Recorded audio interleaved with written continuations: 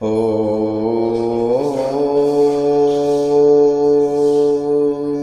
श्री गणेशाय नमः।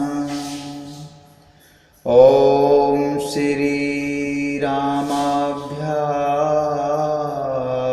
नमः। ॐ श्री हरिनारायणाभ्याय नमः। ॐ श्री महेश्वराभ्याय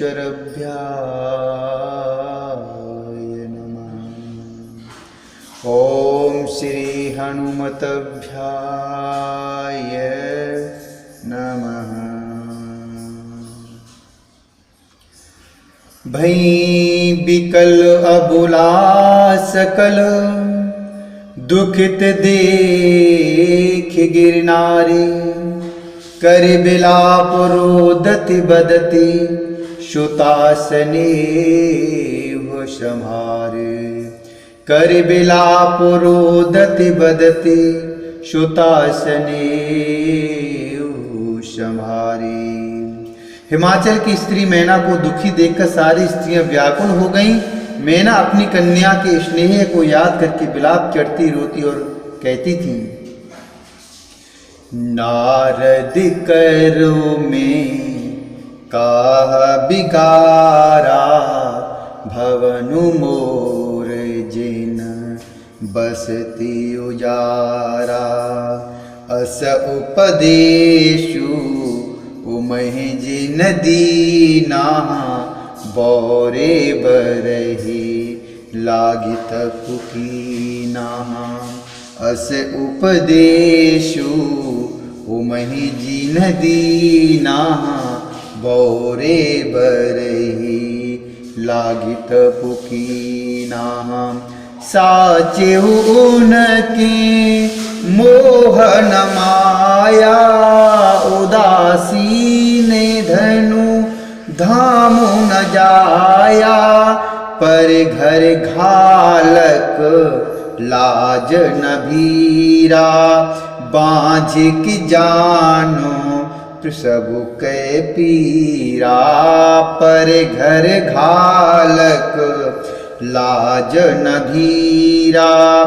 बाँझ की जानो प्रसबु कै पीरा। मैंने नारद का क्या बिगाड़ा था जिन्होंने मेरा बसता हुआ घर उजाड़ दिया और जिन्होंने पार्वती को ऐसा उपदेश दिया कि जिससे उसने बावले वर के लिए तप किया। सचमुच उनके न किसी का मोह है, न माया, न उनके धन है, न घर है, न स्त्री ही है। वे सबसे उदासीन हैं। इसी से वे दूसरे का घर उजाड़ने वाले हैं। उन्हें न किसी की लाज है, न डर है। भला बाँझ स्त्री प्रसव की पीड़ा को क्या जाने। जननी बिकल बिलो की भवानी। बोली जुत विवेक मृदुबानी। असु विचार सो चहमति माता। असु विचार सो चही मत माता। शो नटरई जो रचई विधाता।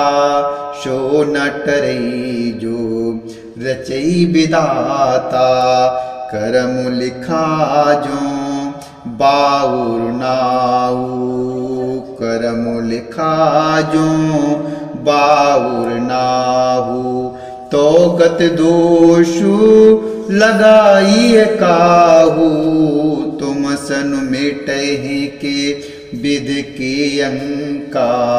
मातु व्यर्थ जन लेहु कलंका। तुम सन मिटहि के विध के अंका। मातु व्यर्थ जन लेहु कलंका। मातु व्यर्थ जन लेहु कलंका। माता को विकल देखकर पार्वती जी विवेक युक्त कोमल वाणी बोली, हे माता, जो विधाता रच देते हैं वह टलता नहीं। ऐसा विचार कर तुम सोच मत करो। जो मेरे भाग्य में बावला ही पति लिखा है तो किसी को क्यों दोष लगाया जाए। हे माता, क्या विधाता के अंक तुमसे मिट सकते हैं। बिरथा कलंक का टीका मत लो। जन लेहु मातु कलंकु करुणा परिहरो अवसर नहीं, दुख सुख जो लिखा लारो हमरे, जाबो जहाँ पाऊ तहीं। सुनियो माँ बचन विनीत कोमल, शकलो अबुला सोचही बहु। भांति विधि है लगाए दूषण, नयन बारु विमोचही बहु। भांति विधि है लगाए दूषण, नयन बारु विमोचही। हे माता, कलंक मत लो, रोना छोड़ो। यह अवसर विषाद करने का नहीं है।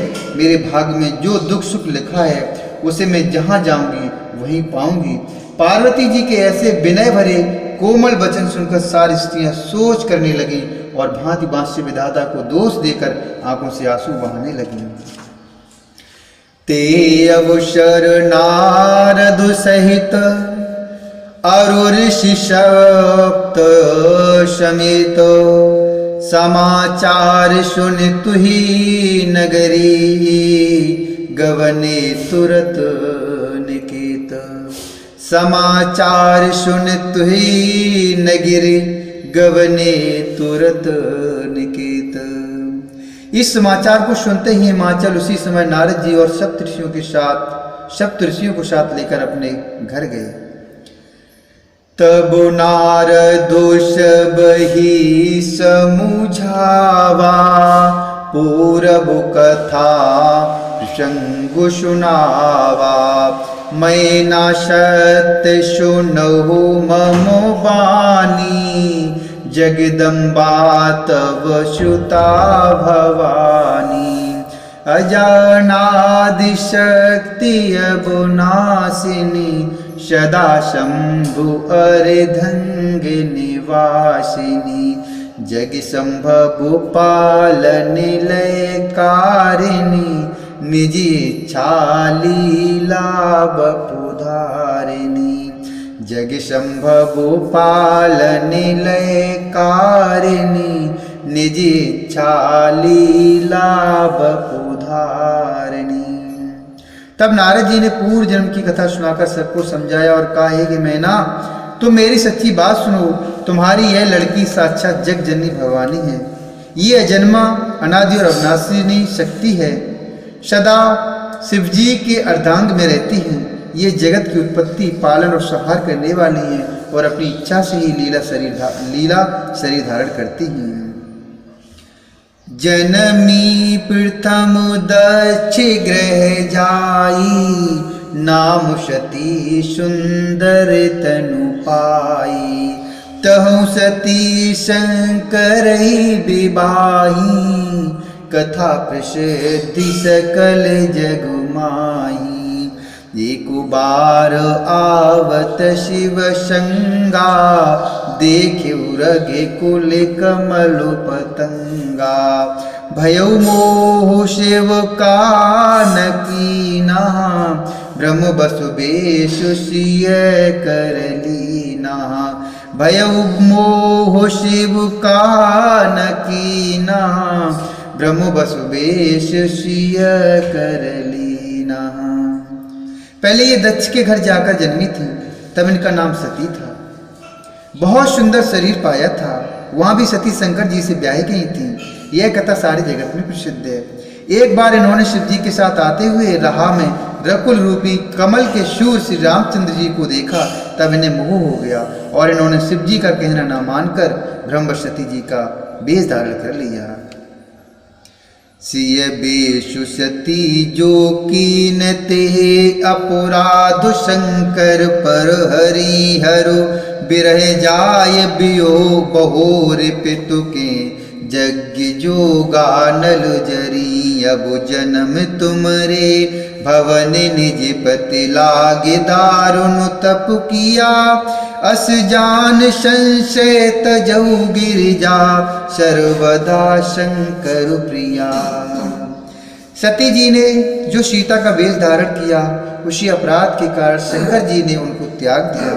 फिर शिव जी के वियोग में ये अपने पिता के यज्ञ में जाकर वहीं योगाग्नि से भस्म हो गई।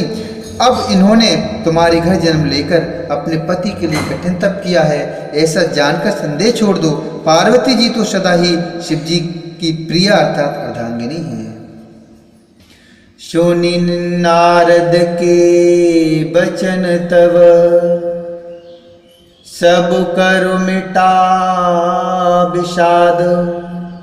छन महु व्याप्यु सकलपुर, घर घर यह संवाद। तब नारद के वचन सुनकर सबका विषाद मिट गया और क्षण भर में यह समाचार सारे नगर में घर घर फैल गया।